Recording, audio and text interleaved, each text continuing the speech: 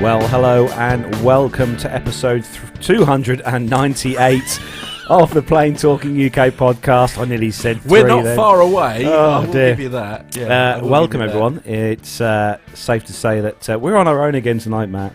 I know. How weird is that? I know, absolutely. So welcome, everyone, to episode 298 of the show. It's the 13th of December, and it's safe to say that Friday the 13th is definitely living up to its name. You've had a bit of a mare of a day, I think, to be fair. It's not been the best day, late getting here, and my poor boss, Stuart, has not had a great day. No, so, Stuart, if you're watching... Yeah. Hello. I'm a little overdressed as well because I've only just finished work too, so it's a bit sort of like throw it all together at the last end. But hopefully we'll still be able to pull off an okay show. We will try our best. So welcome everyone who's joined us in the YouTube chat room this evening. Why have you put sausages near me? Because I want you to eat them. Because I'm tired of eating them. Honestly, this was full before we started the live show. Don't start. It's not my fault. And Matt's now going to eat the rest of them. Okay, right. So we have got in the chat room Auntie Liz, Owen, Tanya W, Richard Adams, Masha. Hello to you, Masha. I'm so excited because Tanya's coming to Tanya is, Stephen H is also in the chat room. Richard Adams, Neville Bounds, who? Never heard of him. Evan Shue, Tony S. Hello to you, Tony. I haven't missed anyone out. I wonder how many sheets to the wind Mr. Bounds currently is. Oh, I dread to think. Yeah, Nev can't be with us this week because he's currently emptying various vodka and whiskey bottles at a party. Armando can't be with us. Armando has a very good reason that he can't be with us tonight because he is currently doing lots and lots of training for his new job flying. So hope you're well, Armando. It's an adequate excuse. He's in the classroom. Apparently, he did message me and Matt earlier this week and today just to say that he was getting rather snowed under with various classroom type activities to do with flying. So you can't imagine him ever getting flustered alone. No, he knows it all. I don't know why he bothers to. Why he's got to learn it. But he knows really, it. all it needs is for him to walk into it and say, "Hello, I'm Armando from Plain Talking UK," and they'll give him his license. Have your type rating. Bye bye. Yeah. Yes, absolutely. Yeah. So we've got quite a bit to get through in the show. That's how this it week. works, though, right? Yeah. I presume so. We've got all the usual news this week. We've also got another little mini segment this week from Dubai Air Show, where me and Nev are on top of the control tower at DWC, where the air show is held. So we. Oh, by the way, I know we mentioned last week that the John Hutchinson interview was all in the can and ready to go. Exciting news! The very first episode of that is going to be released. I think we're going to release the first one on the New Year's show. So make sure you watch out for that. That's going to be our very first John Hutchinson segment. And that, seriously, guys, having watched it during the week or last week, sorry, it is absolutely fantastic. I can't wait to share it with you. I really can't. Yeah, so a big thanks to Captain Al. He's just messaged me to say that he can't join us tonight. Okay. Thanks, Al. But me and Matt will try and muddle on. We'll soldier on, won't we? We'll soldier on together, yeah. So we have got, as I said, we've got the loads of news to get through. I've also got some information on the Christmas competition, including the prizes that we've got for that, which I'm just sending the pictures to Matt so he can put them up on the screen later, hopefully. How do you propose I do that? Probably be a hard, but I can say I have got the the star prize with me here in the studio. Well, one half of the star prize. I have one half. Nev has the other. Plus, we've got two of the other prizes here, just sitting right in front of me here, and we'll show you those a bit later on in the show. So if you have already entered our Christmas competition, well, good luck to you. And if you haven't, the details can be found on our Facebook page, and I will also be reading the questions out as well on the show later on this evening for you to enter. So it's one of those questions. A lot of those questions are real head scratchers. Get you to think about what exactly is. No point asking me then. Don't ask for me for advice. But we have already had some. We've had some applicants already, for the Christmas competition. We will be releasing the winners on our 300th show. So we're going to be announcing those winners on the 300th show in January at the Renaissance Hotel on the 11th. So on that note as well, if you haven't already seen or heard, seriously, guys, so many spaces have gone. It's here. So if you do want to come, you do need to get in touch as soon as you can, because they are literally flying out the door. Seriously.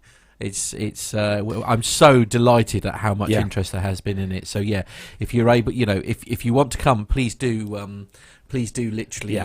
It would be great to see you ASAP, there. Yeah. As Matt said, we have had quite a few emails. I think we're around about 25 at the moment. We're in the 30s or 30s now. Yeah. So if you do want to come and join us on our 300 we show, are over halfway on the 11th of January, please do send us an email, podcast@planetalkinguk.com, and let us know you want to come. We've got people flying in, literally flying in from the US, and Armando's flying in as well to join us. So good to see. I've missed Armando. I have missed Armando. I feel bad because we didn't take advantage of the fact that he was just up the road, did we? Really, we didn't do very well there, really.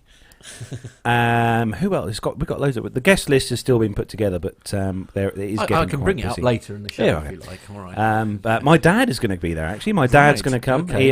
For those, so if anybody wants to know who to blame for all this, then what we can do is for those of you who came to the 200 show at the Sim Centre would have met my father. Yeah.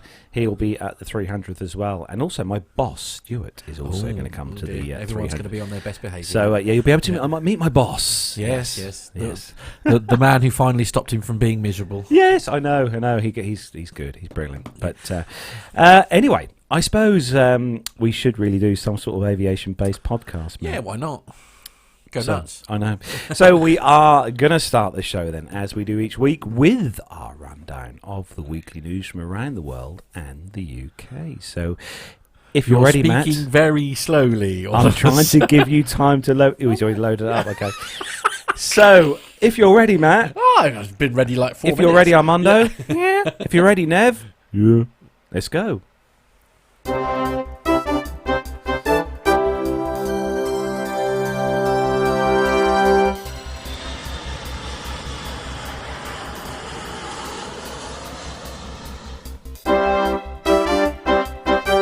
So, kicking off this week's first news story on the gulfnews.com website. And this is good news for you if you fly Wiz Air and you want to go somewhere completely different. This is one of those airports that I've been lucky enough to fly through, or been into and transit through in my years. And the headline, new low-cost airline, Wiz Air Abu Dhabi, launched. So they're on launching routes, Wiz Air are to Abu Dhabi. Abu Dhabi, an agreement launched with Wiz Air, was announced on Thursday after a deal was reached between the Abu Dhabi Development Holding Company, ADDH, and Wiz Air Holdings, Central and Eastern Europe's largest low-cost airline company. The new airline, which will be based out of Abu Dhabi, is expected to start operations with a fleet of A321neo aircraft in the second half of 2020, with planned market routes set to cover all of Europe, the Middle East, Africa and the Indian subcontinent, with a total potential reach of 5 billion passengers. As Abu Dhabi International Airport continues its growth, a major gateway to the UAE and the wider region, we welcome contributors, airlines and such to this new airline and the impact this partnership will make to our continent airline economic process. Joseph Varadi, the Chief Executive Vice Officer of Wiz Air Holdings, said the company was looking forward to expanding its market and customer reach with its new partnership with Abu Dhabi. He said here that he's very proud that the first airline to be established outside of Europe is in Abu Dhabi, the capital of the UAE, and the market knowledge with the total market support and navigation of a new market for Wiz is invaluable and will boost the successful development of this low-cost airline. This is a new path of growth for Wiz Air, built on our successful ultra-low-cost business model, bringing affordable travel to even more customers, he added. Mohammed Hassan Al Swadi, Chief Executive Officer at Abu Dhabi, said the new airline was part of Abu Dhabi's strategy to boost its market share within the low-cost carrier industry. As a trusted government partner with a clear mandate to boost key sectors of Abu Dhabi non-oil economy, we are proud to partner with Wiz Air, an airline with a strong market presence and a brand recognition key, definitely with purple, European source markets. So it's safe to say UAE is a busy market. There's no doubt about that. And Abu Dhabi is a very busy airport if you do fly through there. Would I want to fly from Europe to Abu Dhabi on a 321 single aisle aircraft? I suppose, yeah. It's the flight time I suspect would be round about. If it involves any kind of being in the air, you really won't care. It's a bit different to flying on a wide body to flying on a net. It's a bit like you flying on to America on the 7.5. Okay. Yeah, exactly. So, but it's good news anyway. For at least it gives people the option to be able to travel to the Middle East for a lot less money than probably it would cost normally to fly with the big main carriers. No, fair point. So next, moving on to next story, which is on Matt's favourite news publication website. Yeah, they don't do the page 3 anymore. It's always a disappointment. Anyway, thesun.co.uk, and the headline is Unfair. Ryanair rejects almost 100% of compensation claims. But here's how you can improve your chances. In certain circumstances, air passengers are able to claim compensation for delayed and cancelled flights under EU law. But Ryanair has been accused of rejecting almost 100% of valid compensation claims submitted by its customers. Under EU law, if your flight is cancelled, you have the legal right to either get a full refund within 7 days or a replacement flight to your destination. This applies for whatever reason your flight was cancelled or how long before you were told it would no longer be flying. If your flight is delayed by 3 hours or more and you were flying to or from a European airport or with an EU-based airline such as Ryanair or British Airways, then you can claim compensation up to €250, that's £229, for short-haul flights, and €400, that's £367, for mid-haul flights, and €600, £530 for long-haul flights. But the airline might not pay out if it's out of their control, for example, due to weather or strikes. AirHelp, a company that helps passengers claim compensation from airlines for a fee, looked at hundreds of thousands of its own claims between the 1st of January and the 31st of October this year. It claims that Ryanair had wrongfully rejected 98.4% of these claims after the first assessment, but Ryanair isn't accused alone. EasyJet rejected 87.3% of claims, Virgin rejected 73.7% of claims, and British Airways rejected 66.6% of claims, according to AirHelp. A spokesperson for EasyJet told The Sun Online Travel that we do not recognise and absolutely refute AirHelp statistics and always pay compensation when it is due. We take our responsibilities under regulation EC number 261/2004 extremely seriously and encourage passengers to claim directly so those eligible receive 100% of their compensation. We want to make it as easy as possible for our passengers to claim directly from us using a simple online web form so that they get their full compensation rather than losing significant amounts to organisations such as AirHelp. So what can you do if you want to improve your chances of a claim and even escalate your case to court? So Paloma Salmeron, who was an air passenger rights expert at AirHelp, explained, the claims process may seem relatively easy, but in practice it is letting a significant number of passengers down, and our research shows legitimate claims are being rejected. Passengers who have had their compensation claim wrongfully rejected by an airline can take legal action to appeal against the airline's decision. However, getting embroiled in a legal battle can quickly become costly to passengers, and it can be an extremely onerous and time-consuming process. When faced with such a David versus Goliath battle, no wonder many people give up completely or seek legal assistance from specialist companies who can support their claim. Almost 60%, that's 59, but what? Almost 60%, and then in brackets 59% of why not just say 59% of European people actually give up after their rejection from the airline. Paloma advises that in the first instance you should ask why the flight was delayed. She said, be persistent with your questioning to the airline. If the circumstances that caused the delay or cancellation are the responsibility of the airline, technical problems are a common cause, for example, you will be entitled to compensation, providing you arrived at your destination over 3 hours after you were expected to land. You should also get proof of the delay, including taking photos to the departure board or communication from the airline to confirm the delay. Essentially, the more evidence you have, the more chances you have of getting your claim accepted. This is where knowing your rights help. It will help if you gather all the right evidence. And finally, make sure you read everything properly before you sign anything to make sure that your right to claim compensation isn't affected. Last year, the Civil Aviation Authority sued Ryanair after it refused to compensate strike-hit passengers. One man customer well, man customer claimed that his compensation cheque from the airline actually bounced. Wow. And early this year, the airline was accused of wriggling out of paying compensation to passengers for delayed and cancelled flights. Sun Online Travel has contacted Ryanair for comment, but has not received a response as yet. Now, I know a few people who have actually, in the past, applied for a claim on travel. Both of them were the two that I know of were only short haul flights that they had to claim on through insurance.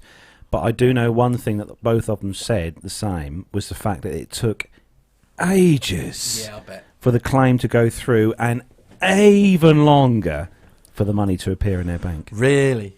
Yeah. Right. Yeah. So the whole process of claiming it is a bit of an arduous one. I think for a lot of people, or some people, probably just can't be bothered. You can understand why, people will put their initial claim in because they feel like, obviously they know their rights enough to know that, they need to, they're entitled to it. But that is quite a high number, though. Ryanair rejecting 98.4% of claims. I think it's worth saying also that although there hasn't been a statement from Ryanair, that EasyJet do basically vigorously deny the accuracy of those figures. So I suppose don't really know, do we? No.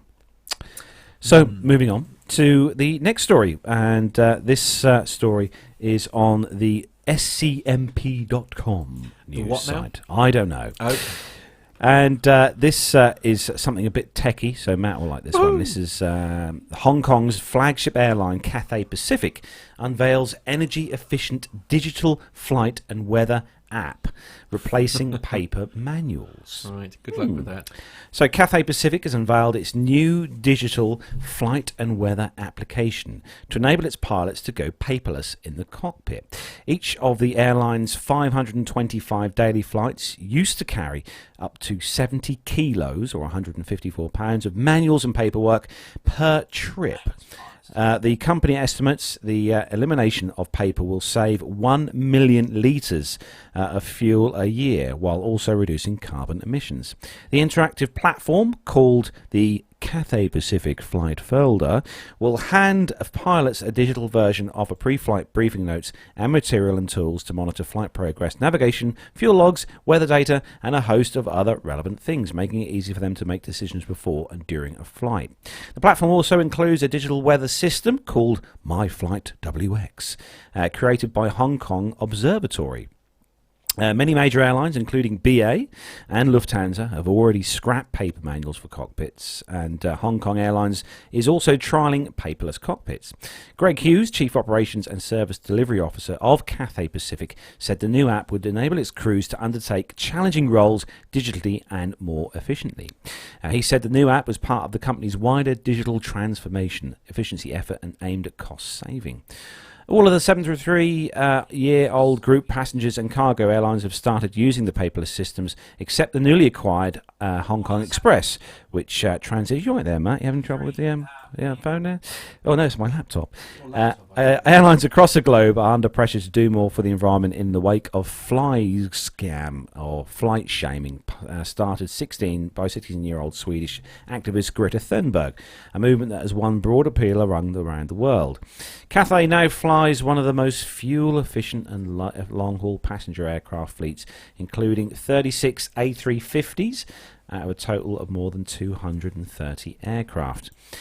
James Toy, the line operations manager manager and flight operations manager at Cathay Pacific, said the app made it easy for pilots to search for information rather than flicking through 200 pages. He said the elimination of all manuals in the cockpit would translate into a significant weight saving. I expect it would. Pilots will also make better in-flight decisions on where to make a shorter routes or take shorter routes, avoiding weather. And director of the Hong Kong Observatory, Shun Chi Ming, hailed Cathay's 4-year effort to digitise pilots' weather information, describing it as an excellent example of science, innovation and collaboration. Cathay Pacific has also made efforts to report and analyse in-flight turbulence. It's about 17 on about 70 of its 777 aircraft. They get to send turbulence data to the observatory for analysis, helping pilots to better be aware of bumpier flights ahead. Paperless cockpits, we've talked about this quite a lot on the show, and it obviously makes sense because it saves a hell of a lot of weight being carried not only by the pilot but the aircraft itself.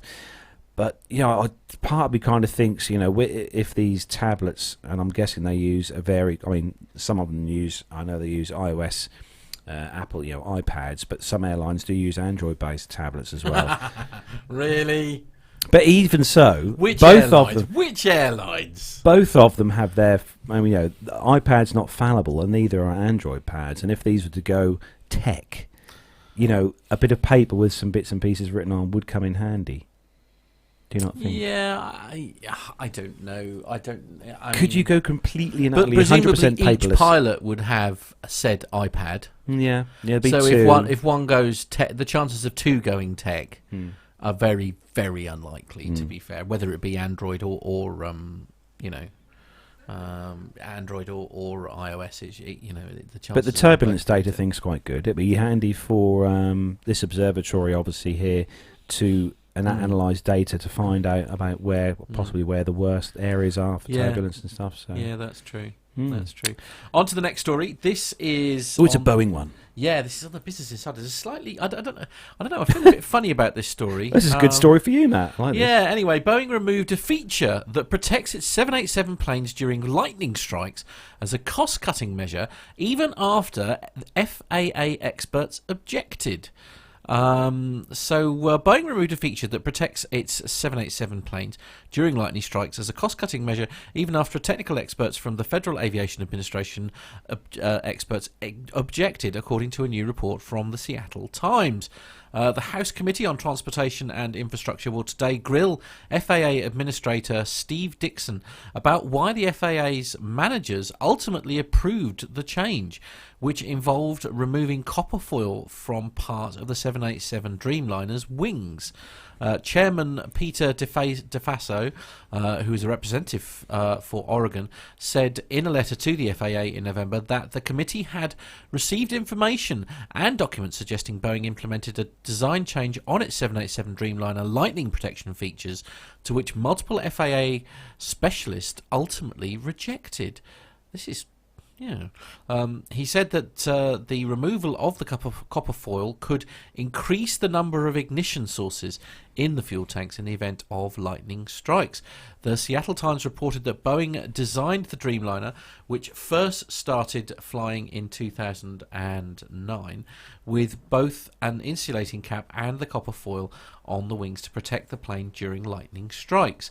But Boeing quietly stopped adding the insulating caps 5 years ago and stopped adding the copper foil in March of this year, the Times reported. The FAA first rejected Boeing's proposals to remove the foil in February, according to the Seattle Times. It then ruled that Boeing had not shown that the fuel tank igniting when it was hit by lightning was extremely improbable.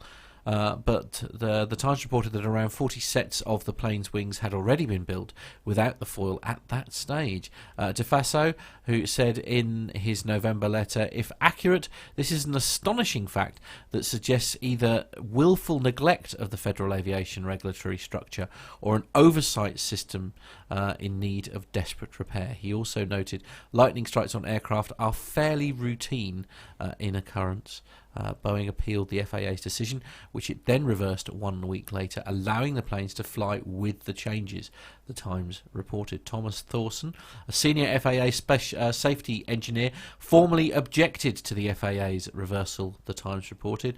I do not agree that delivery schedules should influence our safety decisions and areas of safety critical findings, nor is this consistent with our safety principles, he wrote.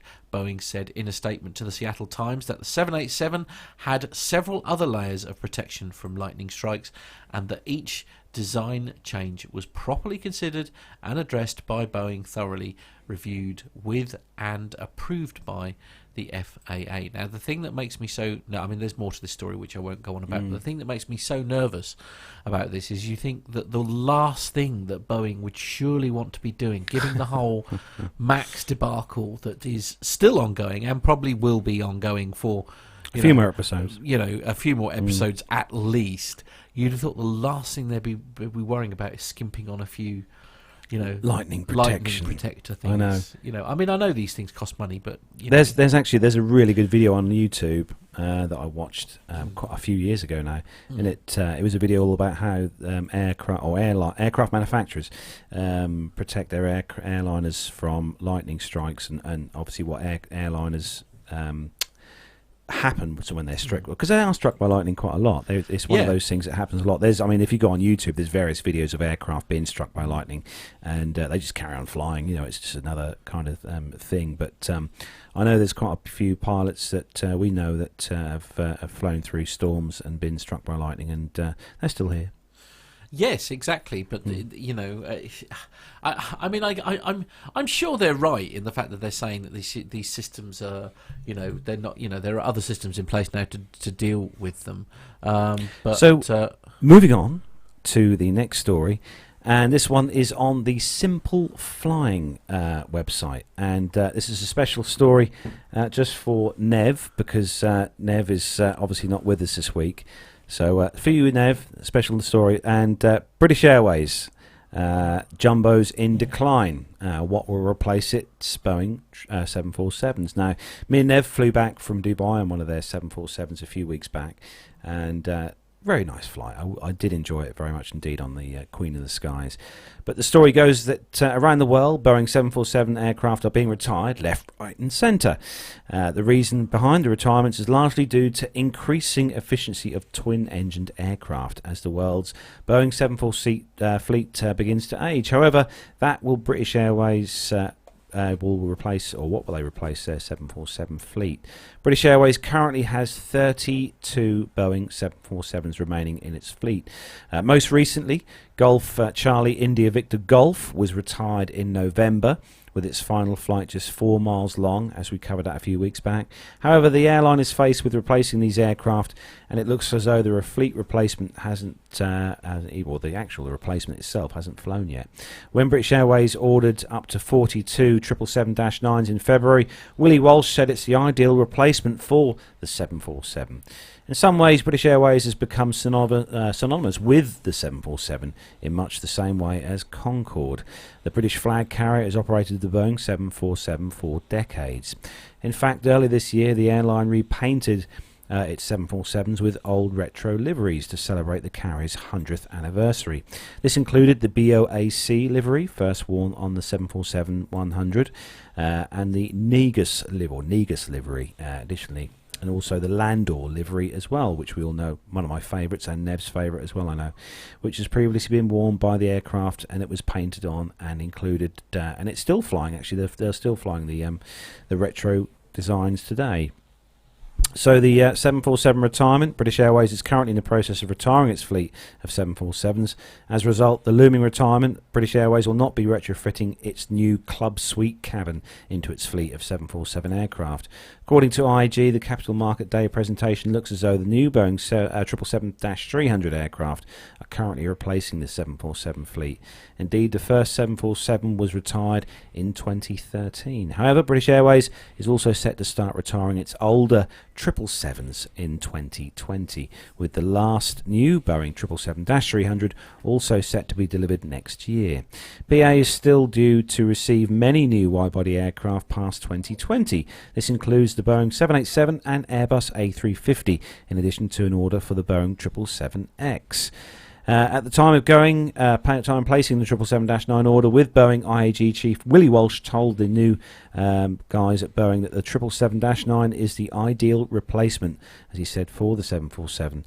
And they're hoping to obviously roll out these aircraft, the 777X, as soon as they get their kind of tick in the box from absolutely. people. So, yeah, well, now people who are watching the live stream will no doubt know that because I'd sort of failed to switch cameras, that something was going on here in the studio, or rather Matt was busy, or rather panicky. And the reason why is because I believe only briefly, but we have been joined by a certain flying legend.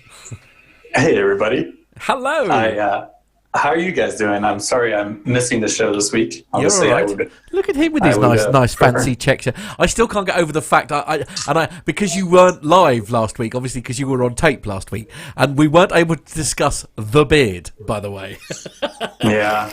That was a sad day. We need to talk about the beard. We need to talk about a beard. All jokes aside, is this obviously for image purposes? Is that's what what the airline expects essentially?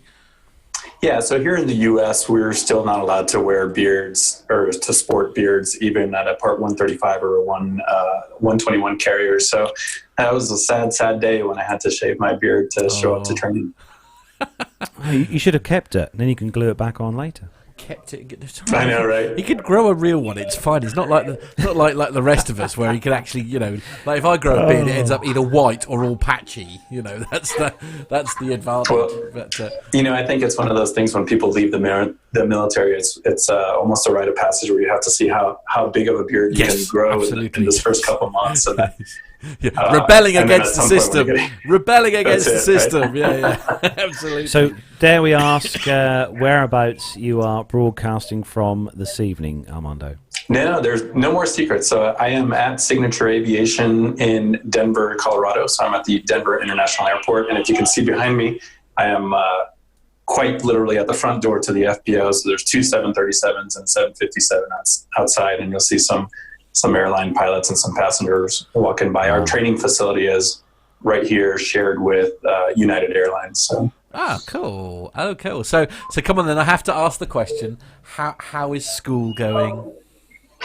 It is interesting to be back in school. Now it's actually a lot of fun. One thing that I guess I wasn't really expecting was the variety of experience pilot experience in this class. So it's a pretty big class. It's 22 individuals, both first officers and captains. We're all training together, and we've got a retired American Airlines pilot, so a 30-year pilot. We've got a retired United pilot, and they have hit their retirement age, but they can still fly for a Part 135 carrier. So those guys, are just a wealth of knowledge. But then on the other end of the spectrum, we've got an 18-year-old in our class. Oh, wow. That is, and he'll be a first officer on our aircraft. So it makes for some interesting conversations, and the instructors are really good about recognizing that experience in the class. Oh, wow. So the training you're obviously doing, Armando, when you finish the training and you get the tick in the box, are you going to be sitting left or right seat? So I'll start out in the right seat of the airplane, but that probably won't be very long. So just a few months, and then I'll transition up to the left seat. And we'll probably do a little segment on this experience for anybody that's to that point in their career where they're looking at their first airline job or a first sort of carrier, because a Part 135 carrier is usually a stepping stone to the majors, or it can be a stepping stone. So it's a little bit more relaxed than Part 121, big airlines, something like that. But it's still the same concept where we've spent 4 days just talking about aircraft systems, and then we're going to spend probably a couple of days talking about operations manuals and flight standards manuals and op specs and all these things. And then thankfully for our company, we are getting the holidays off.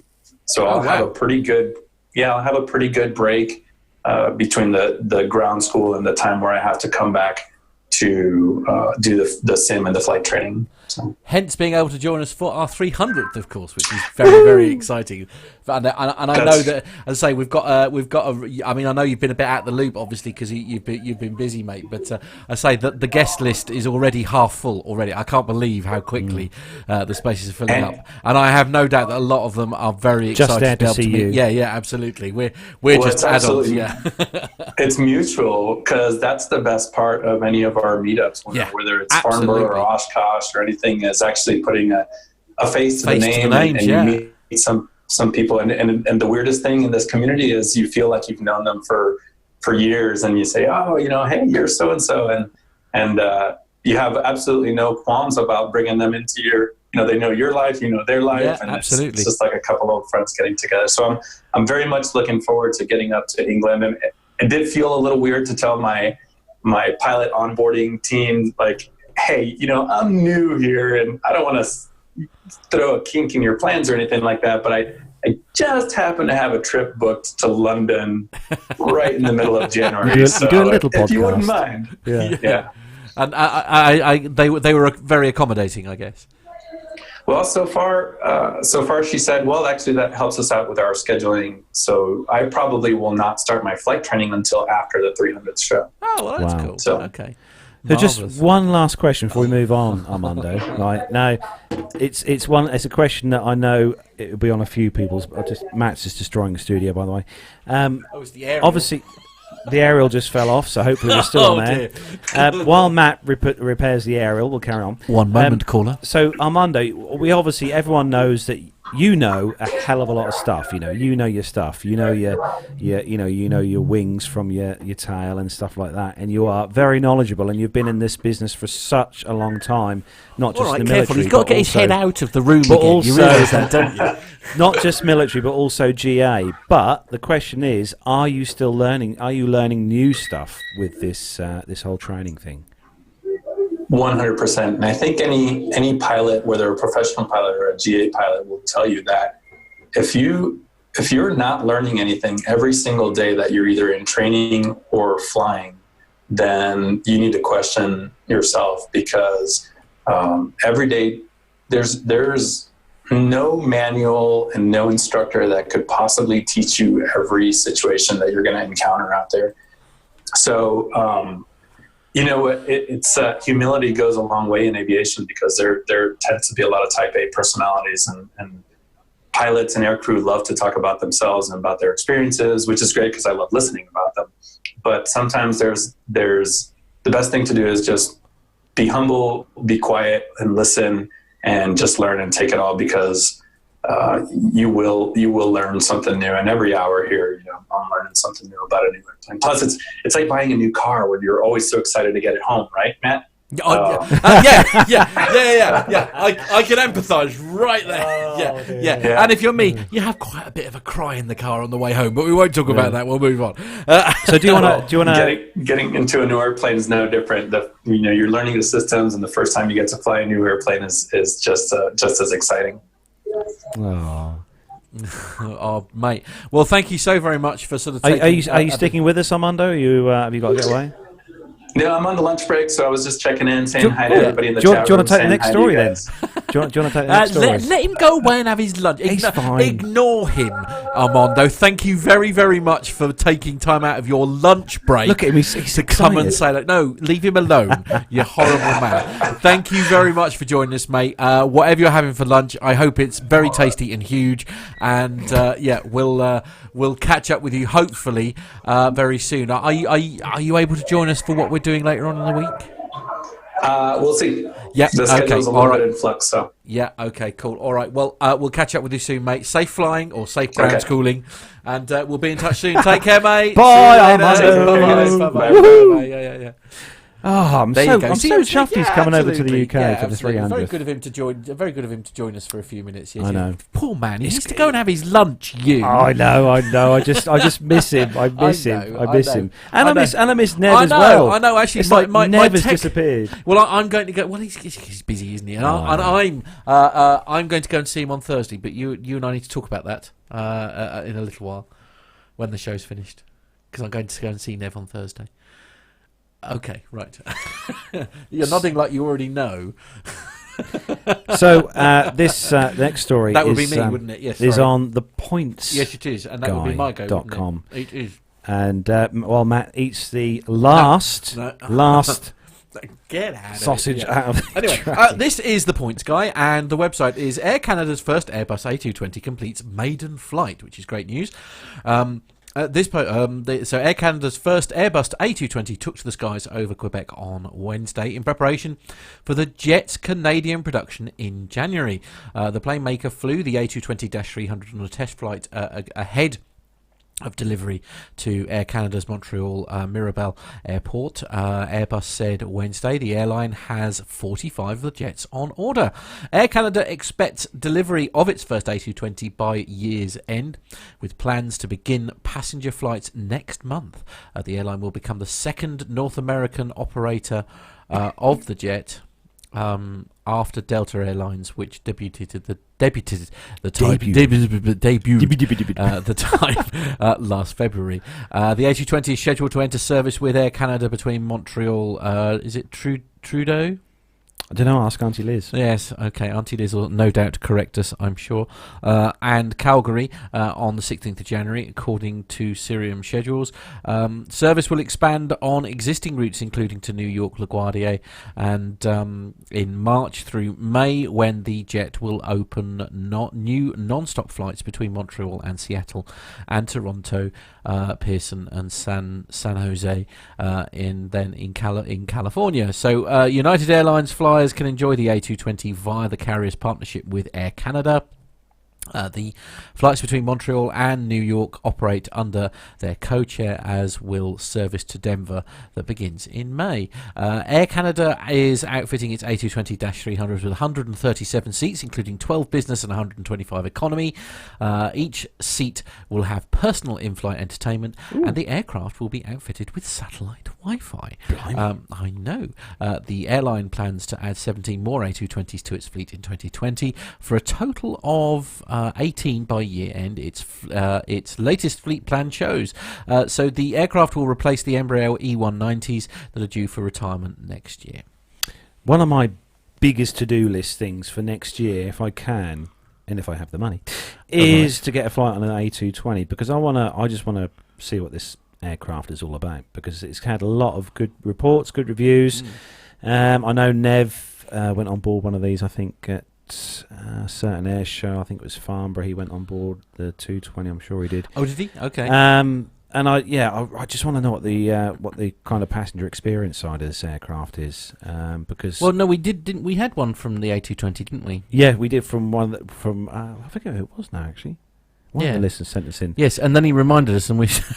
But I want to. I personally want to. You personally, right? Okay. I want to go on this aircraft and see what it's all about, because it's not very often. I've only actually ever, and that was on the trip to Pittsburgh, was fly on a small regional jet. Okay. And that was quite an experience, I will say. It wouldn't have paid to have been sort of more than 5 foot kind of. Oh, really? But it'd be nice to see what this 220 is all about, and especially as well the sound levels, because it'd be interesting to see how quiet this aircraft is. Very, because one of the things I definitely noticed, and I know I am. Chris Griggs sent us a video. Look, here we go. I found it. I know I'm a big lover of Boeing, but I will say the A350 me and Nev travelled over to Dubai on was very, very quiet. Was it? Right. Yeah. So moving on to the next story. And this one is on the Simple Flying site again. Very good story, this one. Woohoo! This one, the headline, Air Malta. Oh, for goodness sake. Air Malta's Airbus A321 XLR could fly to the US. Good news for Armando. He could make it to the Malta Air Show next year. Oh, would you leave the podcast alone? Air Malta has shared its intention to fly to the US with its future A321 XLR's aircraft. The airline will introduce 2 of the aircraft in 2024 and plans to operate them on long-haul routes to destinations such as New York. ATW Online reports the Maltese flag carrier's plans, and the firm spoke about its ideas to World Aviation Summit in Malta in December on the 5th. The A321XLRs will be sourced from fellow Maltese outfit Malta Medair. There, Malta hopes to use them to connect travellers across other continents to its country. The company wants both US tourists and Malta's expats to have greater links to the island via its services. It's not only the United States that the airline will be seeking to travel to with its upcoming aircraft. It's also confirmed that it also has plans to connect to India as well with their aircraft. This is because Air Malta chairman Charles Magnon wants to capitalise on India's growing local economy. This is set to develop even further within the next decade. Air India connection is important to the local economy to continue to grow, Magnon told Air Transport World Online. The A321XLR is a perfect aircraft to help Air Malta expand its long-haul operations. The XLR in its name stands for, as we all know, extra long range. This is because the airline will be able to serve between 185 and 236 passengers, up to 4,700 nautical miles. Meanwhile, it will burn 30% less fuel than previous generation counterparts. Currently, Air Malta holds 10 A320s, with 3 of them being the A320 Neos. They just had their recent third aircraft delivered last month. The carrier is also planning to eventually introduce 2 more A320 Neos in order to gradually phase out their old A320 CEOs. Now, this is really, really good because personally, not just because I travel there every year, but I do think it would be great to have that ability for people living in the US to travel direct to Malta rather than travelling to Europe first and then, or to Amsterdam or Schiphol first. Do you think there'll be, all jokes aside, do you think there will be a market though? I have to say, in probably the last 3 or 4 years that I've been travelling out to Malta, there's been a definite increase in the amount of US tourists and holidaymakers there. Yeah, no, fair point. So there's definitely a market for it. Before we move on to the next story, here we go. Look, as I say, like to stop you from going on about it. Look, there you go. There's the 220 coming into this. So this is what Chris Griggs sent us. If you remember, and he did a full thing about. This is nice, isn't it? Was it Air Baltic, wasn't it? I think. It does look nice. Yeah, absolutely. Very nice little beast, isn't it? And that's the A220 right there, as I say. So perhaps I'll tell you what, because we do talk about the 220. Perhaps I'll make sure. I'll tell you what. I'll make sure I include this with our New Year show actually, because as I say, we often do. We'll put that on the New Year show. Another chance to listen to, we'll make sure we include that. I think in our New Year show. So moving on to the next story for you, Matt, and we had a story a few weeks ago where there was a bit of a ding in the paint shop with absolutely. a certain aircraft, and this is another airline that's had even more serious because you know how much issue. You know how much I love reading stories where especially when it says the word maintenance mishap. That fills me with joy. Spirit Airlines Airbus A319 involved in serious maintenance mishap. This is on the simpleflying.com website. An Airbus A319 belonging to Spirit Airlines has been seriously damaged while in maintenance. The 12-year-old aircraft apparently fell off the jacks that was supporting it. As a result, the jack strut impaled the airframe, causing damage to the fuselage and wing. Sam Chewy, who we've actually spoken to, haven't we, is reporting today that an Airbus belonging to Spirit Airlines has been damaged in what looks like to be a maintenance mishap. The A319, registered November 533 November Kilo, was under the care of Lufthansa Technik facility in Puerto Rico when the accident happened. It appears that the aircraft was being supported on jacks when either it slipped off or the jack moved its position. As a result, the aircraft was impaled on the jack strut, causing serious damage to the wing and fuselage. The A319 had been ferried to somewhere in Puerto Rico anyway, on November the 27th for some routine maintenance. However, it looks like the airframe will be far longer in maintenance than originally planned if it ever returns into service at all. Is that likely? Do you think that really...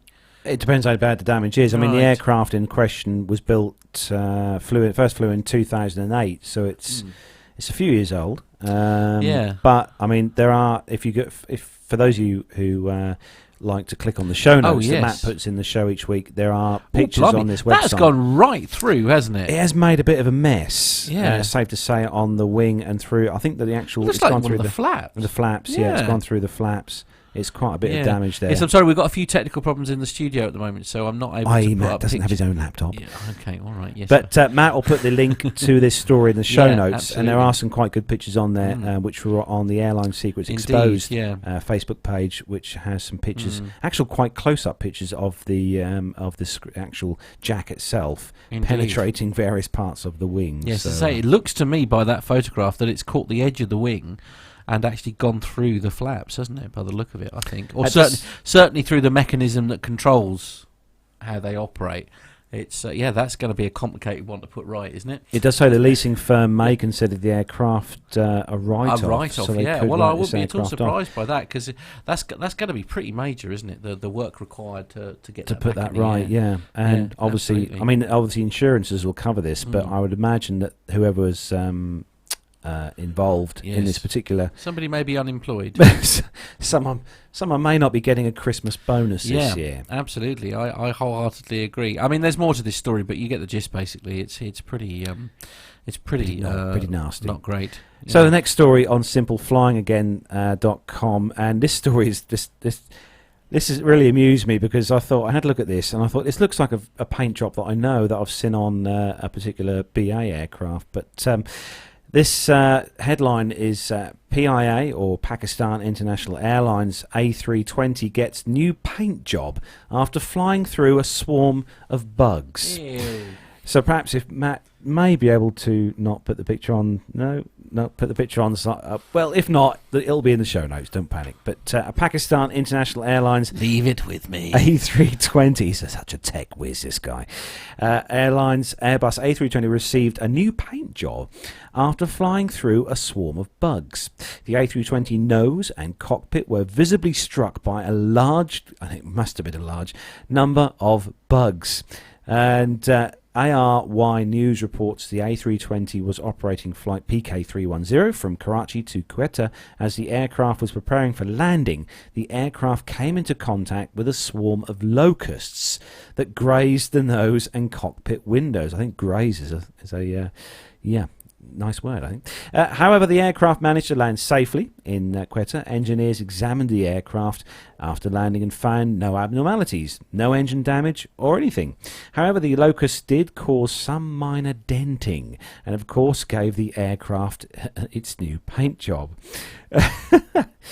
BA is known for their quite simple livery. However, the airline sprayed one of their aircraft, the A320, in a dove livery. Now, for those of you who've seen this dove livery, I think it was used for the Olympic. I think it was used to fly some of the Olympic winners.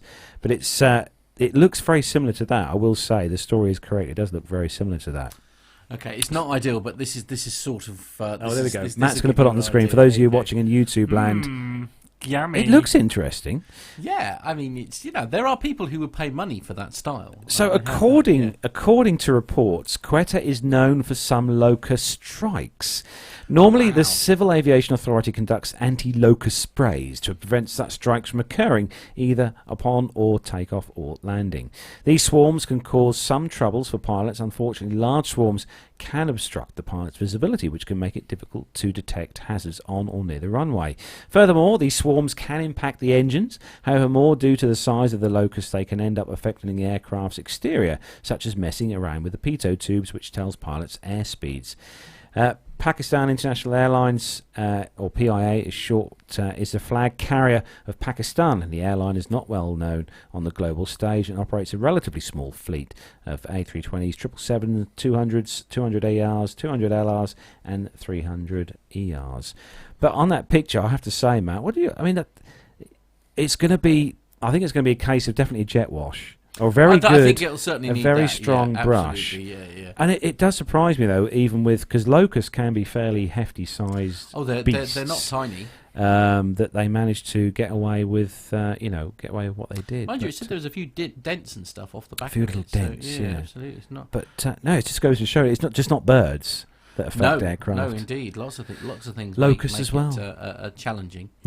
Yeah, absolutely. So the next story again. Did I pick another one again? This is on the Simple Flying website again, Matt. And this is a very important story for Matt because he used to run a pub. Anyway, simpleflying.com, as Carlos said. The headline is Emirates plans to change the Airbus A380 Bar again. Oh, not again. So Emirates' world-renowned Airbus A380s will be getting another new update to their onboard bars. The airline's president, Sir Tim Clark, has confirmed the updated bar area will be rolled out on the Emirates' newest Airbus A380s as early as the end of 2020. Emirates is by far the world's largest operator of the Airbus A380, the largest commercial passenger jet on the market. Emirates currently operates 112 Airbus A380s and has a further 11 on order. The airline took delivery of the first A380 way back in July 2008, and a lot has changed since then. What's so good about the Airbus A380? In Emirates' case, one of the most important features of the Airbus A380 is the massive amount of cabin space the aircraft gives airlines to play with. It's not just good for carrying a lot of passengers. When it comes to creating a feature-packed luxury in-flight experience, space is key. At the centre of Emirates' luxury in-flight experience on the Airbus A380 is the bar area. So far, there have been two different iterations of the bar on the Emirates Airbus A380s, and with exciting news for frequent Emirates passengers is the airline's confirmation that a new first-class bar will be rolling out as early as next year. In an exclusive interview published today, Emirates President Sir Tim Clark confirmed the exciting news with Executive Traveller. The second version of Emirates Airbus A380 bar and lounge area was only released back in 2017, but it seems the airline has already planned another update. At the moment, Emirates is understandably keeping its cards close to its chest regarding the more specific design details of the new bars. Sir Tim Clark has, however, hinted that it will be well worth the wait. I won't reveal exactly what is going to happen because it's still a work in progress. But it is a step change in what we're doing. It'll be very, very attractive, I can assure you, he told the Executive Traveller. Anyway, Emirates tries to keep an eye on how passengers use the space on its Airbus A380s and has taken this into account when planning updates to the aircraft's interior. Clark says that the bar and lounge area on Emirates Airbus A380s is one of the main reasons many passengers fly with the airline. As a result, the seating area in the bar and lounge will be enlarged to make sure more passengers can enjoy the experience. Another new feature will be the addition of USB and AC charging points around the tables. As far as the timeline for installation of the new bars goes, Clark expects them to have rolled out on Emirates' newer Airbus A380s towards the end of next year or the beginning of 2021. Now, me and Nev had a look around these bars on the A380 at Dubai, and they are really nice. Are they? The only thing they're missing, Matt, is some hand pumps. Right, okay. Yes, I know, but there has to be a limit somewhere as to what you can achieve when you're, sort of 20 I think or the next feet. level for aircraft and airlines interiors is to have an actual pub on board. I think that would be. I mean, you would pay the extra just to fly that class, just so you could go to the pub. Yeah. Well, have British Airways got any A380s? Yeah, BA have got their A380s. They don't have a first class. So bar, they have the space. I mean, why don't they have a pub? They could on do, the British Airways. To be fair, BA do have their Speedbird 100 Ale beer. Yeah, exactly. They should have it on tap. Which I have got a few tins of at home. I will say. Right. Both of those are earmarked for my father. But it's nice out. But it would be so cool to see an actual proper bar. Oh, I bet. Yeah, I can imagine. I can imagine what it would be like. Votes in, everyone. If you want to, think of an airline that would suit a bar. Yeah, okay. Dog and Duck Airlines, or moving on. The Swan Airline. Yeah, please, anyway. moving on. So from one first class on to another class, and another airline I've not had a chance to fly on yet, but I'd love to. Economy class and beyond.boardingarea.com is the website, and the headline: Economy class and beyond. SAS, Scandinavian Air Services, or Scandinavian Airlines, has revealed their first Airbus A350 interior. After obtaining their first A350-900, Scandinavian Airlines has unveiled the interiors of it. They've got an SAS business class, which will have 40 seats in a staggered 1-2-1 formation. The seats will have a 18.5-inch IFE screen, which is not bad. High-powered USB ports. I'm guessing that's USB 3. My TV's gone wrong in my bedroom, so I'll take a 4.5-inch, whatever. Is that US high-powered USB? That'd be USB 3, wouldn't it? Yes, higher voltages. Yeah. With controls for the seat. The seat will feature a new bifold tray that folds out to 77-inch. That's a big tray. 77 inches tray. There's also a foot massage feature as well on their business class seats. At the welcome area door entrance, there's an area with inlaid lights and other unique design features during the flight. This area will serve as a refreshment bar for SAS business travellers. SAS Plus is their premium economy section on the aircraft, introducing a full premium economy product. It will feature 32 seats in 4 rows in a 2-4-2 formation. The seats will include a leg rest with leg and foot support feature, 13.3-inch IFE screens, which is not too bad. PC power as well, high power USB, and a cabin divider distinctly separating the cabin from the rest of the aircraft, and most airlines do that. SAS Go is going to be their economy product, laid out in a 3-3-3 formation and 228 seats. Seats will have an 11.6-inch IFE screen with high-powered USB port again, a bifold metal table, and a water bottle holder. That's not a bad idea. How many times have you... That's really... Yeah, that's a good idea. I've also going to have the cabin will feature, the aircraft also features a cross-aisle passageway midway through the SAS Go section for the benefit of passengers and crew. Also, it seems SAS is intent on pumping up sales with the airline, having a special snack shop aboard. And quoting directly from the PR, he said, designed to encourage passengers to take a walk to boost health on board, or just eat more snacks. The aircraft will feature tail cameras, love those, and all the other features you expect of the A350 aircraft. The crew aren't left out either, so for those of you who are going to be crew on SAS A350s, they'll have 8 bunks in the crew rest area, redesigned galleys for the crew to work in with larger work surfaces. Personalisation will come from the 4-2 with iPads being deployed for passenger information as well as maintenance logging on as well. So the first A350 named Ingrid Viking will enter long-haul service on the 28th of January next year. It'll be based at the SAS hub in Copenhagen Airport and will operate 7 routes during the first year, including Chicago, Beijing, New York, Tokyo, Shanghai, Hong Kong and San Francisco. Chicago O'Hare will be the first route the type is due to operate on, and with the airline taking delivery of major fleet modernisation with 80 Airbus A320neos, 5 A330s and 8 A350s and 3 A320XLRs, there is room for further passenger enhancement throughout. But an onboard snack shop designed to encourage passengers to take a walk while boost health on board is something the airline wants to promote heavily. So, having a look at the pictures actually on this, Matt's got them on the screen there now. On the business class, Matt's showing on the screen there. Looks very similar to some of the other airlines that I've seen business class seats in. Like the colour, I do like the colour, like the dark colour. Also doesn't show up the dirt so badly. No. I like the headphone hook, Matt, to hang your headphones on next to the seat. That is a good idea. Because how many times I got up off my seat with BA flying in business and put my headphones on the seat. You've only flown business class once in BA.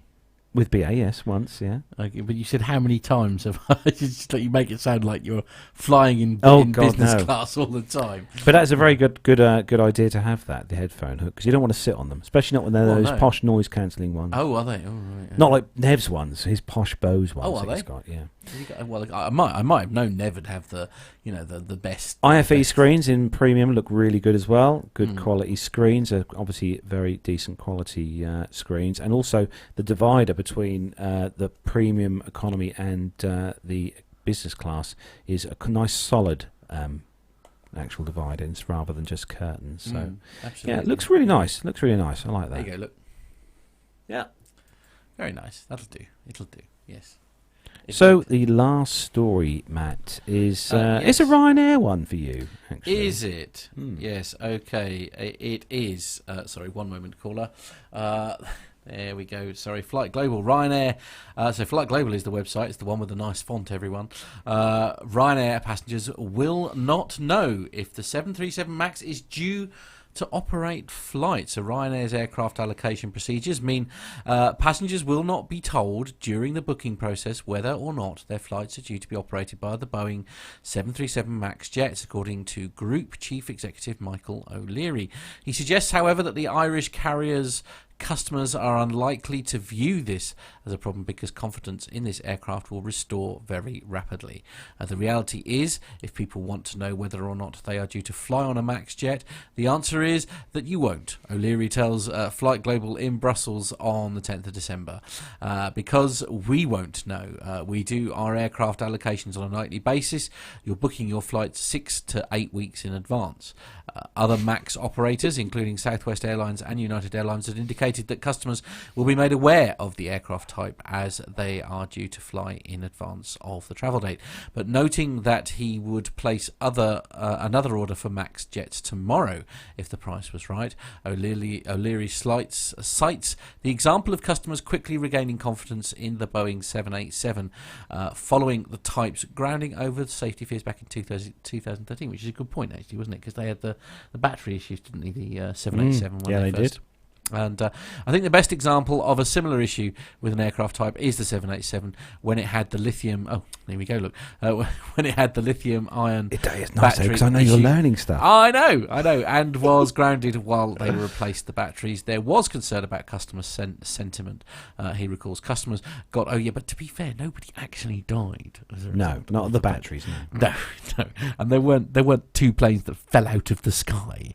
No. Essentially, but this story is interesting. The fact that I mean, it says here the headline: passengers will not know if the 737 MAX is due to operate their flight. But I mean, they will do when they get to the airport. And I know that I think the airlines, a lot of the airlines are going to change their information safety cards to just say Boeing 737 rather than MAX or Dash 800. Yeah. But do you know? The listeners, obviously, if any of our listeners got on board one of these aircraft, they're only going to look out the window and they'll know. They'll know immediately. It's a MAX. Absolutely, yeah. I might not. I mean, you've got the MAX and the Dash 800 in front of you there, Matt. Okay. And I think even you can spot at least one. Here we go. Let's distinguishing feature between the two. Okay. I mean, the really obvious one, obviously, is the winglets on the end here. I tell you. Well done. Yeah. That's correct, isn't it? Yeah, very good. So very good. Things, but I think I might struggle to find other alternatives. Hang on, let me have a look. All right, I'm having a go. Hold them both facing you, Matt. Hold them both facing me. Okay. I mean, this one's got a crooked windshield. I know that. That's just a fault of the model. Okay. That's it. Hold them facing you. Oh, the engines. Yes. And that is the reason they've had all these issues, because the engines are a lot bigger and more forward facing on the wing. Ah, I see. So if you hold them, although to be fair, they're more or less in the same position as these, but they are bigger. If you hold the aircraft upside down, facing you, like with the tops facing you, you'll be other way. If you hold them, here you go. Put my hand in here. If you hold them that way, and look where the engines are in respect to underneath the wing. Okay. The other way round, mate. You have to hold them facing this way.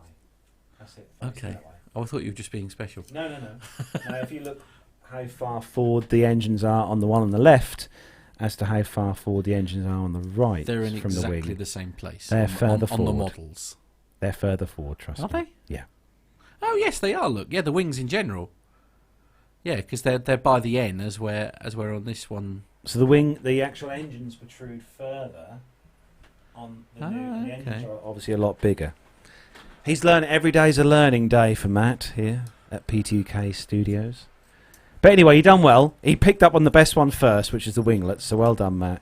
Everyone's giving you a massive round of applause in the YouTube chat room. You're not looking at the YouTube chat. I am. Actually, going back to our story on the bar in the A380 match. Oh, yes, Stephen yeah. H says that we should have an airline possibly with a pub that has a Guinness logo kind of thing on the end, maybe a harp on the end tail. But then he kind of said, that's already been done. There's someone like there, isn't it? Yeah, it looks like. Yeah. Also, Tony S points out a good idea actually that you could if you had a pub on board an aircraft, you could have the barrels in the hold. You could, so yes. It feasibly would work. You could. It's cold. Yeah, I mean there are many issues about pressurising and things that make me a little bit apprehensive about that as a concept. I mean, do you know what, if anyone ever designs or creates an airline that has a pub on board, here we go. Give Matt a call. No, he is an ex-landlord. Because what you don't understand is then I would have to be in an aircraft. And that's, I go to great lengths to not. I would love to see you bar someone. Get out my pub. Get out my pub. Yes, okay. I'd like to see you throw someone out of the pub. Right, yeah, out of a window. Out an open window, why not? Yeah, absolutely. You get a lot of those in an aircraft, don't you? Yeah. Anyway. And Tony S. has said in the chat room, congratulations, Matt, you are now a qualified Boeing technician. Oh, that says more about Boeing, I think, than me, if I'm honest. But anyway, thank you, Tony. I appreciate your support. I do love the I'll tell you what, comments in the Tony, chat for room. that, please make sure that I buy you a drink when we get to our 300, because Tony's coming, isn't he? Tony's coming, yeah. Yeah, absolutely. Yeah. So, moving swiftly on with the show, we have got... You're having a lot of fun there at my expense, are you? Good. This is so amusing. I know. Ever a source of amusement. Mr. Thanks. Smith. Anyway, moving on. But off to Dubai now, everyone. Oh, we are going to go to Dubai next for our next little skip of what me and Nev got up to in Dubai. In this particular little piece, it's only a short piece. For those of you who watch the show will know that me and Nev got really, really, really lucky, and we got access to go on top of the control tower. And I mean, literally on top. We had to go through a hatch, Matt, that was not very big, and up a ladder that was not very secure. No, thank you. So here it is. So it's safe to say that on Plane Talking UK we do get the opportunity to have some quite privileged opportunities, and I'm pleased to say that we have been able to have access to the top of the control tower here at the Dubai International Air Show 2019, and Nev's joined me up here on a sunny day 2 of the show. So Nev, how are things? Oh, great. Brilliant, isn't it? You couldn't ask for a better view here, could you? And just shows you how big the air show is in terms of different types of aircraft. I've got to thank my industry chum Simon for helping us get up to the top of the tower here, which was a little bit of a climb, wasn't it, up those rickety stairs? But here we are, and as I said, the view is brilliant. What is also brilliant is that the access we have had to the aircraft, the people involved. Carlos has just come out of a fantastic interview with Boeing, with Randy from Boeing. Couldn't be more accommodating, and that's the difference, isn't it, between this air show and other ones we've been to. Maybe people are very happy to give you time. You show your pass, and they're very happy to accommodate you. I must just say, this year I was here 2 years ago, and this year is by far busier than 2 years ago here at the air show. There's more people, a lot more to see here. And obviously the air show itself kicks off at 2 p.m. today, so we're looking forward to that. It's been a great show so far. Day 2 we're on, as we know, and the weather is still shining. It's hot, nice and windy up here, so a nice breeze. Yeah. And Nev, have you forgot your sun cream? Yes, it's in the Pelly case, which is of no use at this moment, but I may be applying some later on. So, from up here on top of the control tower, for PTUK, Carlos and Nev here, signing out. See ya. Oh, for goodness sake, Nev and his... It's like literally what we would say, we were watching that, and I'm literally sitting there, and then he said, I haven't got... he hasn't got his sun cream on, and it's in the Pelly case. And I literally went... Is in Dubai. I mean, will the man ever learn? To be fair, to be honestly fair with Nev, he did... Midway through the first day, he did apply some sunscreen. And that's a bit late Nev, by then in Dubai. But Nev, honestly, you guys should have seen it, because Nev applied the sunscreen quite liberally. Troweled it on. And Troweled it on. Nev went from being quite well kind of tanned Red, as such to pale white. Right. Okay, well that's probably the better way around for it to be. Let's be honest. But he didn't get burnt this time, so so well done, Nev. We'll get in Dubai, yeah. That's, in a very hot country, and Nev didn't get burnt. Amen to that. But yeah, that was fantastic. A big thanks as well to Nev's colleagues who managed to get us access to the tower. That was very, very interesting indeed, and gave us quite a good vantage point as well of the air show and to see what was going on. Some great views, really good. Yeah. So up next then, we have got a couple of military stories that were sent over by Armando today. So if you're ready, Matt, we're going to give that a bash. Let's go.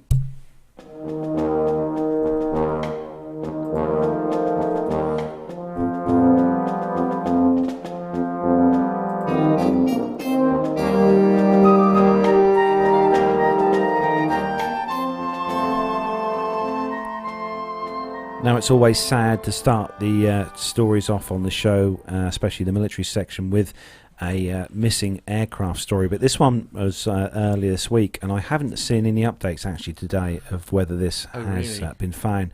This one is on the NewYorkTimes.com, and Chile-bound plane bound for Antarctica goes missing with 38 on board. The aircraft was on a maintenance mission to a Chilean base in Antarctica when radio contact was lost, and the Chilean Air Force has said that the aircraft was on as we said, a maintenance mission, and the aircraft was missing, presumed crashed.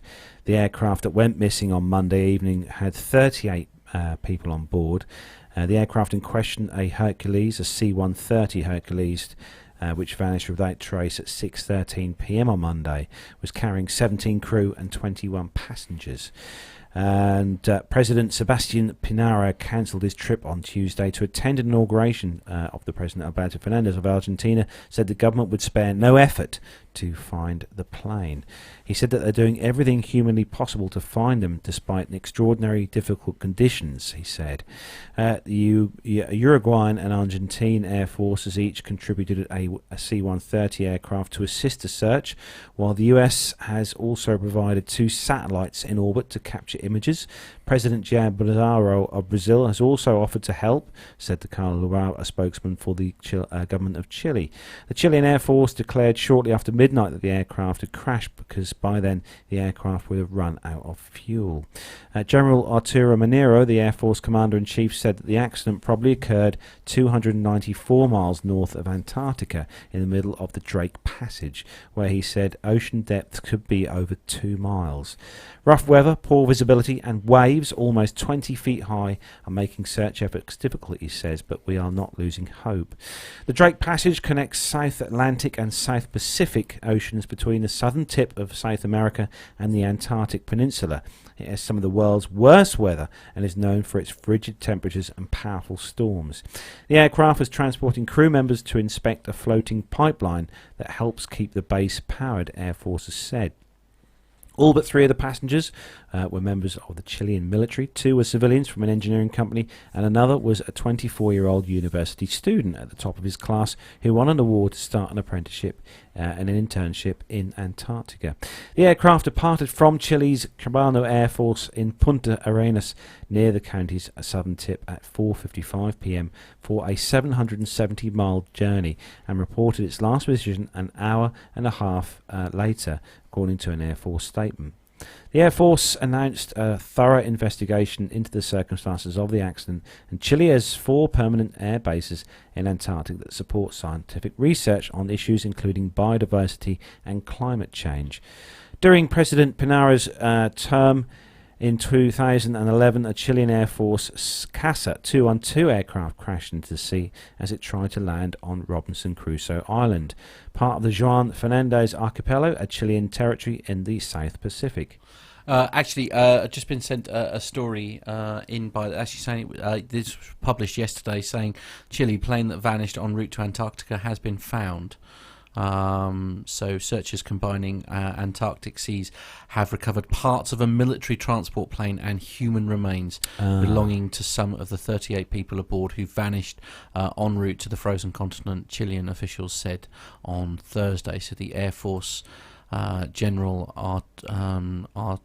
Arturo Merino said at a news conference that based on the condition of the remains, he believed it would be practically impossible that any survivors would be pulled from the water alive. An international team of searchers continued the hunt, while officials onshore said that they would use DNA analysis to identify the crash victims. So, I mean, a crash is bad in any situation or any place, but especially in this particular part of the world where conditions are incredibly bad, and obviously with the weather and stuff, even if anyone was to survive the initial impact, you've got that the freezing cold temperatures. Absolutely, yeah. Thanks, Owen, for sending that. We'll reflect on that, move on to the next story. Before I do that, it says a Brazilian polar research vessel first spotted debris around about halfway across stormy waters of the Drake Passage that separates South America from Antarctica.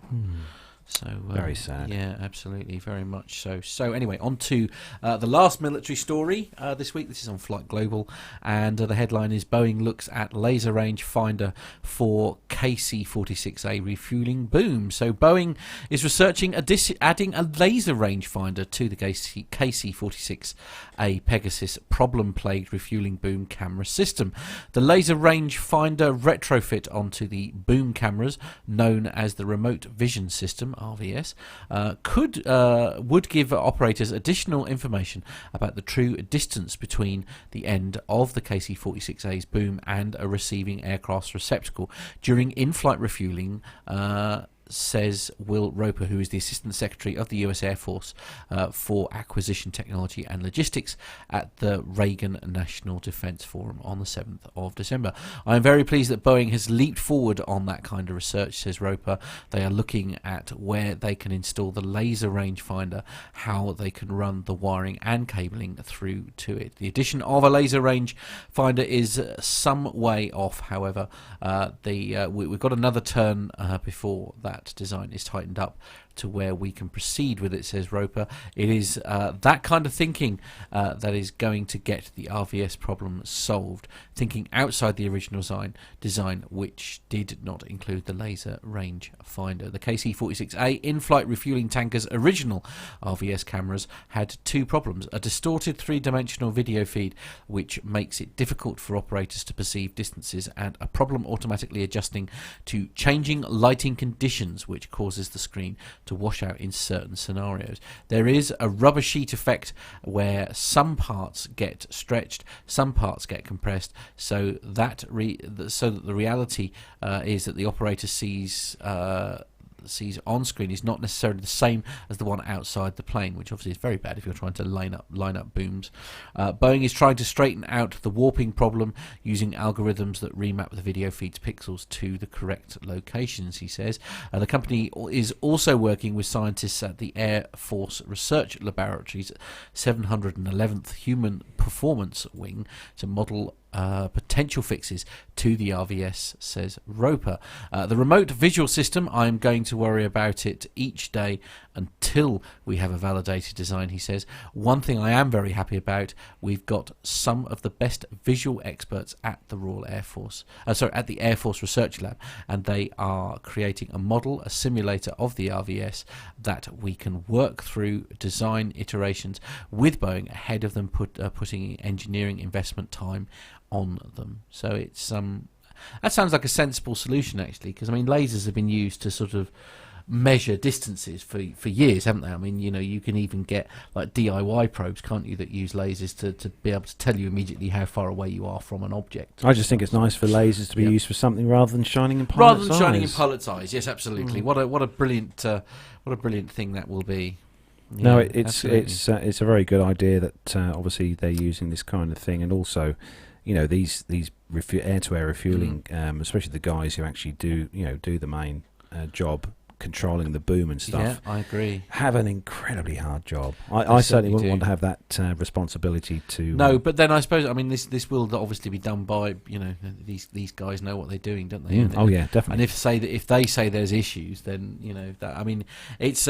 I suppose the thing is like one thing that it's often overlooked when it comes to stuff like this, but people underestimate the very extreme changes in light that we get all over the world, and very bright sunlight will have a massive impact on how a camera and its iris operate.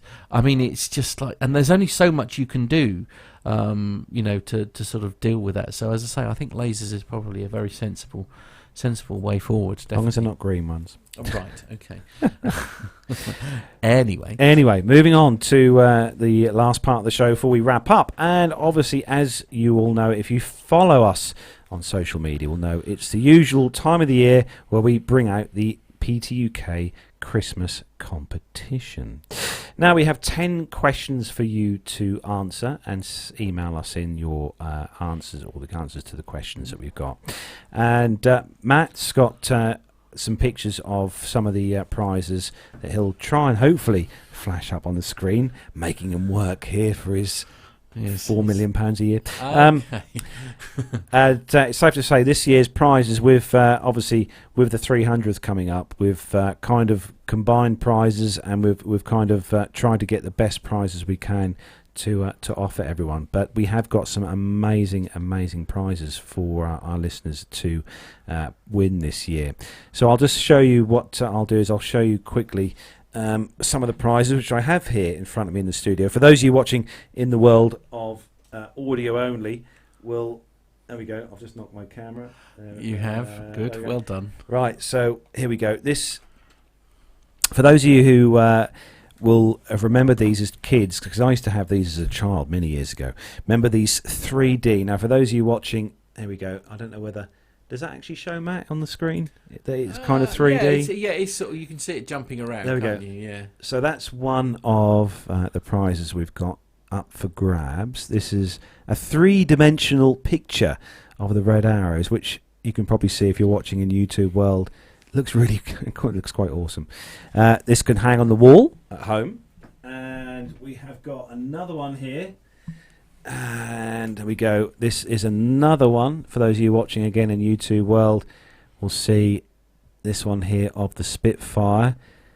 This looks really groovy when you see this thing close up, because it's the 3D version, or 3D of it is so good. Do you like that, Matt? Do you like that? I do. Yeah, it's really cool, isn't it? Yeah. So that's that one. So that's 2 of the prizes we've got. Now we've got also some books as well. Not that one. We've got the one, not the one above it, but the other ones. There we go. So we've got some books on offer as well as prizes. Matt will pop these up on the screen in just a second, hopefully. My brain hurts. His brain hurts. And I will give you the questions. It would be very there we go. dangerous. Matt's on it now. So. Okay. Yes. There you go. Right. Far away. There we go. So that is another one of the prizes we have up for grabs. The book by Graham Pitchfork, forwarded by I think it's Air Commander Sir David Cousins, Beaufighter Boys, based on the actual aircraft itself. So that's one of the prizes. The next one we've got in the list. Yeah, you need to talk about something else. We need to get Matt sorted with his laptop. You need to fix your laptop, Matt. When I get time to be fair, Matt has actually been fixing my PC from work, so he's been quite busy this week fixing that. I have done it though, so you can take it away with you to today if you like. Next prize on the list. Yes, this is, God, it's like pulling teeth, I know, isn't it? I'm so sorry. Pulling teeth. Yeah. I like this. There we go. Yeah, keep talking. So this one is the next one on the list for a prize. God, we've got good prizes this year. Look, loads of chances to win. Look. So this one is War Amongst the Clouds. Group Captain Chris Granville White. Nice. This one. Air Vice Marshal Hugh Granville White, War Amongst the Clouds. That's another one. Now, the top prize that we've got on offer is an absolutely awesome top prize we've got, and it's in 2 parts, this one, actually.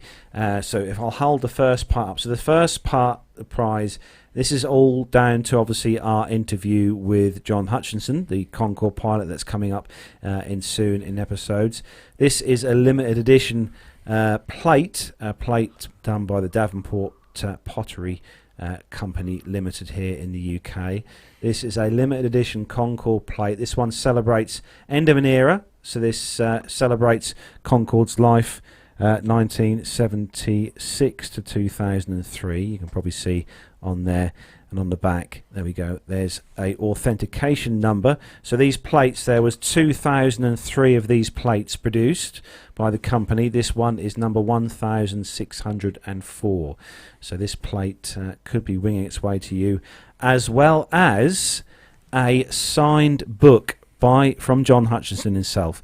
This is the Concorde Haynes Manual. For those of you who don't know what the Haynes Manual is, it is the, well, anyone who ever had a Mark 1 Fiesta or a Mark for II Escort here had a Haynes Manual. Oh, you had an Escort, did you? Oh, you're posh. Yeah. That's what she said. But this no wonder Jemmy married you. I know. I mean, big quality cars like that. But this particular Concorde Haynes Manual is a very special manual indeed, because whilst Nev was interviewing John Hutchinson with Captain Nick, he actually got John to sign this book and write a little bit inside as well. So Matt will just pop that up on the screen in just a second. So don't forget, that is a top prize. So you've got the plate there, which you can mount. You can actually mount them on the wall, which is a really, really lovely plate. And also, there we go. There's the signed book from John Hutchinson inside, Concorde Captain 1977 till 1992. So there we go. That's the book signed by John. Those two, the plate and the book, will be our star prize. You look 1977 to 1992. I know. It's amazing, isn't it? So, how can you go and win these prizes? Well, we have 10 questions, which I sat and trawled through the other day to try and get some nice, interesting questions, because we know last year it was quite a tough low, but we thought we'd do some tough questions again this year because the prizes are very good indeed. So, if you're all ready and you're listening, these are the 10 questions to get, and if for those of you who have missed them, they are also on our Facebook page. So, question number 1. What year did Concorde Foxtrot Bravo Tango Sierra Delta get a Pepsi-branded paint job? Whoa, really? Yeah, it was cool. Okay. So that's question number 1. Question number 2, what type of aircraft was the Gimli glider? Ooh. So what type of aircraft was the Gimli glider? Next one, this is a tough one unless you have watched the film very closely. In the film Die Hard 2, what aircraft type was Windsor Flight 114 based on? So in the film Die Hard 2, what aircraft type was Windsor Flight 114 based on? Die Hard 2 was based at the airport. Right, okay, yeah. So that's the one where they took over a runway. That's it. Yeah. And moved it somewhere else. It's brilliant. And the bad guys turned out to be the good guys, and vice versa. Not quite. No. Yeah. Need to do your homework, Matt. What? Question number 4. Question number 4. Where in the world is the longest publicly... Don't forget, I can turn you off. Yeah. Where in the world is the longest publicly used paved runway? So where in the world is the longest publicly used paved runway? Question 5. Where in the world is the highest altitude airport? So where in the world is the highest Scotland, altitude airport? You're a couple of miles out, Matt. Okay. Right. The answers are here. You can see them. Right. Not from here. I haven't got my glasses on. I can't read anything from here. Question number 6. This one has thrown a couple of people out on the answers we've had in. So, question number 6. How many major variants of the Boeing 737 are there? Is this going to be one that's going to cause World War III? Probably. So this is major variants. So all the model numbers. So remember how many different versions. So you've got the 737-100. I'm going to make you send that one to Armando to fact check that. Oh, that was fact checked. I spent hours trying to fact. Question number 7. This one is easy. Question number 7. What year did the first A380 enter service with launch customer Singapore Airlines? Why is that easy? That's easy. They'll know that. Okay. Now this one, especially from Nev. So question number 8. Nev's favourite airline, as we all know, is BA, British Airways. But what was the flight number of BA's last Concorde flight on the 24th of October 2003? Okay. So question number 9, and this one you're really making them work for their this prizes, one, aren't they? Yeah. Now we've had a couple of people answer this one incorrectly. I'm just going to say that because you have to, and I'm not going to say quite, but you have to really watch and listen to get this one. All right, here we go. So what date was the first live PTUK podcast broadcast live on YouTube to watch? So that's what day did we broadcast live? What date? Yeah. What date was the first PTUK broadcast? Because otherwise you could just live? say it was a Saturday. So that's not the upload date. So that's not the date that it got published on YouTube. Oh. But the actual date and day, the actual date it was streamed. That we did our very live. first ever Yes. live stream. Yeah, and I'll give you all a clue.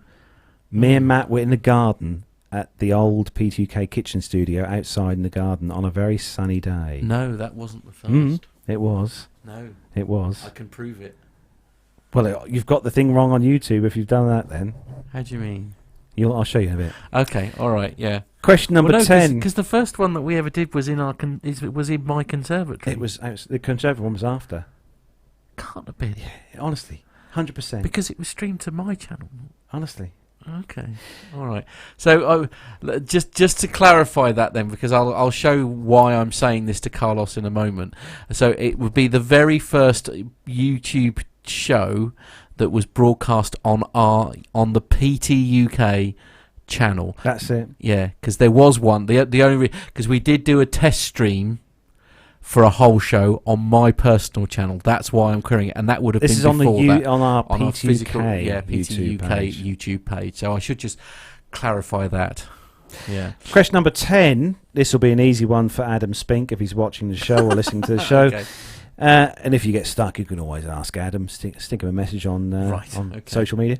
Which runway at London Heathrow Airport is the longest? Is it? Come on, they'll know that without having to bother Adam. For goodness' sake, there's 2 runways there. Is there? Is it 09 left 27 right or 09 right 27 left? So the longest runway at Heathrow Airport. There are 2 runways: 09 left 27 right or 09 right 27 left. Very So good. there we go. Yeah. Easy questions this year. Oh yeah, really easy. Yeah. With some great prizes. So if you're stuck at all and you didn't get all those questions, then just go on to Facebook and have a look. And the questions are all on our Facebook page. Indeed. So there we go. Yes. That's where we are going to start to bring the show. Matt's frantically trying to sign in on. I'm trying. I just so that I can show you after the show why I was being unusually difficult for me, shall we say? Unusually difficult. Hey. So hopefully next week Armando and Nev next week is actually the Christmas show. Oh, next week's the Christmas show. Yeah, absolutely. Which won't be live. No, it won't. No, so the we're recording the Christmas show Yeah, next week. Absolutely. But we've got lots of Christmas special period. guests joining us. We have. Yeah. One of whom is Captain Al. So yeah, Captain Al will be with us for that absolutely. show. So we're going to pre-record the Christmas show to go out live over the Christmas period. Yep. So technically, then this is the last show before we kind of finish for Christmas. So it's safe to say it's been a busy year. Don't forget as well, for those of you who haven't already sent us an email yet and want to come to the 300th show in January next year, get them in on the 11th, please do email us at the show, podcast@planetalkinguk.com. Send us an email, tell us that you want to come and join us for the 300th. As we said, it's at the Renaissance Hotel at London Heathrow. and the venue we've got is right very close, overlooking the runway, so we'll get some great shots of aircraft, and there's also a great vantage point as well from the hotel to view aircraft.